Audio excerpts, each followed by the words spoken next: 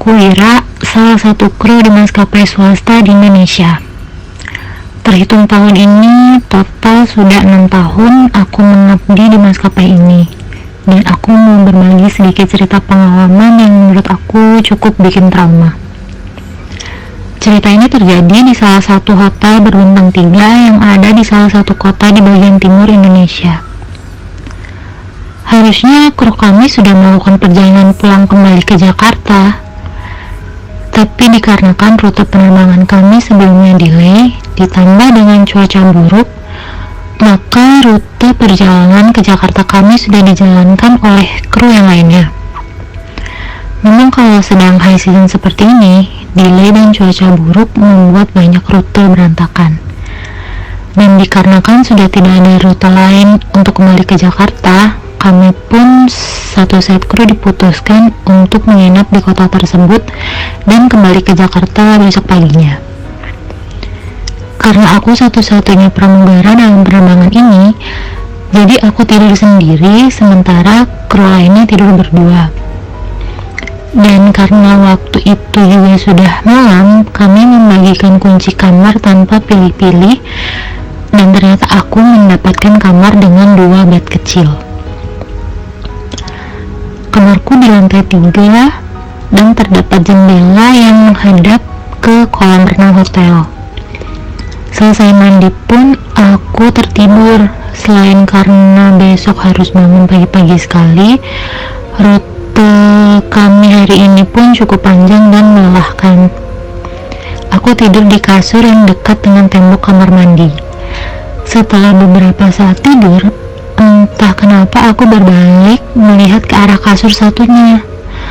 Mungkin karena masih ngantuk atau masih setengah sadar, aku melihat ada orang yang tertidur juga di kasur sebelah. Awalnya aku masih nggak terlalu ngeh, tapi kemudian aku teringat saat itu aku tidur sendiri di kamar itu. Aku pun terduduk, bangun dan melihat ternyata kasur di sebelahku sudah tidak rapi. Padahal tidak ada yang meniduri. Tapi aku tidak berpikir aneh-aneh. Aku pikir mungkin tadi aku sempat naruh tas atau baju di kasur sebelah, makanya berantakan. Aku pun mencoba untuk kembali tidur. Saat aku mencoba untuk tidur kembali, entah kenapa aku tidak bisa tidur. Akhirnya aku duduk dan berniat menyalakan TV. Sambil mencari remote TV di nakas samping tempat tidur, tanpa sengaja aku melihat ke arah jendela yang lupa aku tutup gordennya sejak tadi.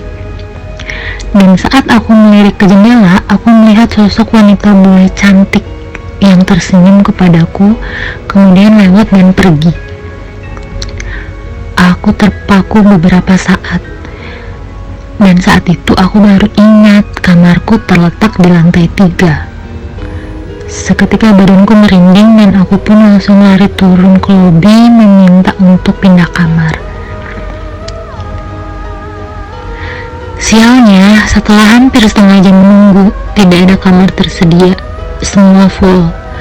Entah si resepsionis yang tidak mau repot-repot mencarikan kamar untukku, yang memang waktu stayku di hotel itu hanya 6-7 jam lagi.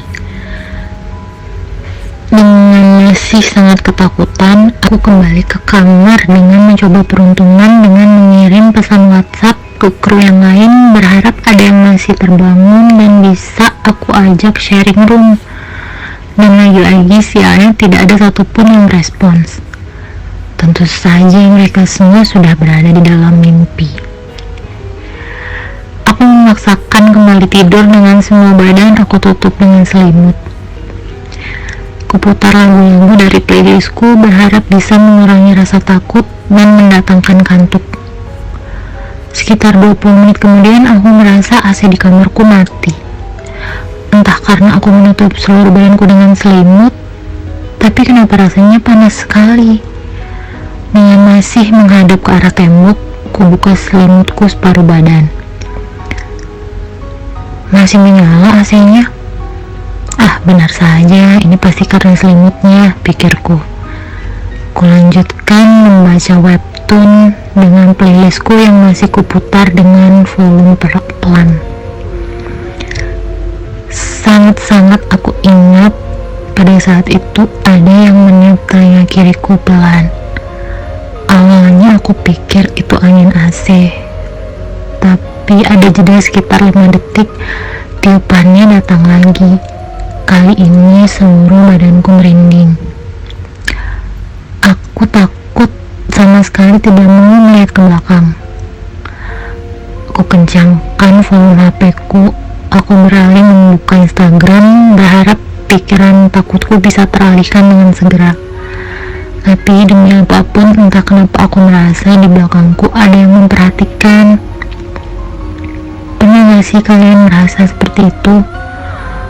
Buat yang pernah merasakan, selamat deh, karena kalian udah bisa membayangkan suasana yang aku rasakan pada saat itu.